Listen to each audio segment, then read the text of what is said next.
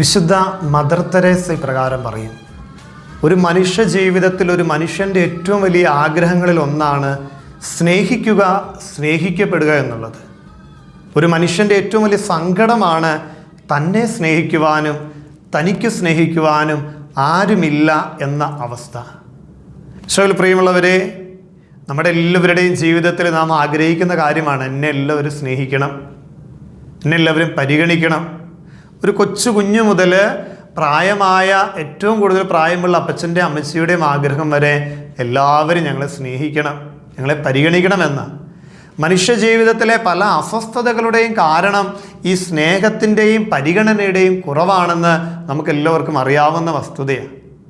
പ്രിയമുള്ളവരെ, പരിശുദ്ധാത്മാവിൻ്റെ അഭിഷേകം ദൈവസ്നേഹത്താൽ നമ്മുടെ ജീവിതത്തെ നിറയ്ക്കുമെന്ന് ഈശോ നമ്മളെ പഠിപ്പിക്കുക.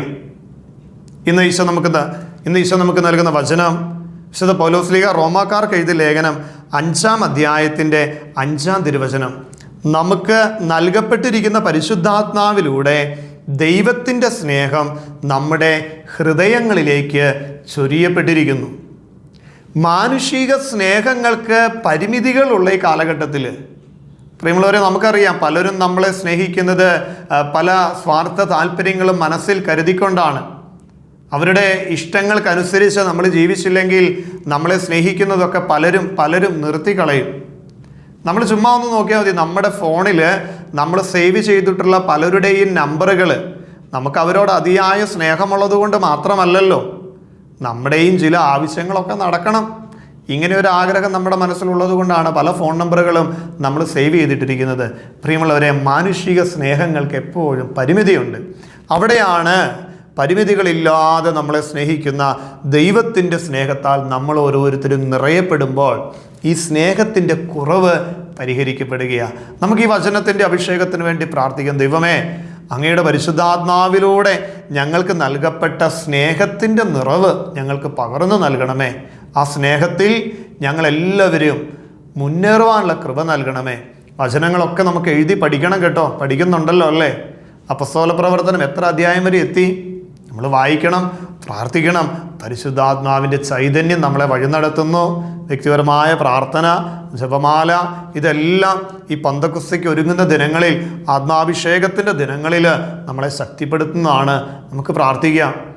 പ്രത്യേകമായിട്ട് ജീവിതത്തിൽ ഒത്തിരി ഒറ്റപ്പെട്ടു പോയ എല്ലാവരെയും നമുക്ക് ഓർക്കാം.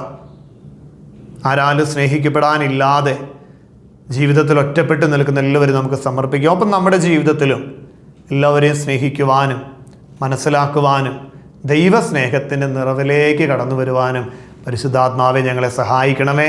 നമ്മുടെ പ്രാർത്ഥനകളെ ഒന്ന് മനസ്സിലോർക്കാം. ഇന്നത്തെ ജീവിതത്തിൻ്റെ എല്ലാ ഉദ്യമ മേഖലകളെയും സമർപ്പിക്കാം. ദൈവത്തിൻ്റെ പരിശുദ്ധാത്മാവ് തൻ്റെ സ്നേഹത്തിൻ്റെ നിറവിനാൽ നമ്മളെ ഇന്ന് പ്രത്യേകമായിട്ട് വഴി നടത്തട്ടെ.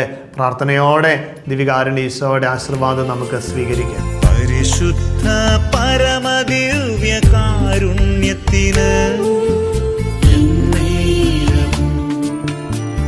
ആരാധനയും സ്തുതിയും പുകഴ്ചയും ഉണ്ടായിരിക്കട്ടെ. പരിശുദ്ധ പരമദിവ്യ കാരുണ്യത്തിന് നേരവും ആരാധനയും സ്തുതിയും പുകഴ്ചയും ഉണ്ടായിരിക്കട്ടെ.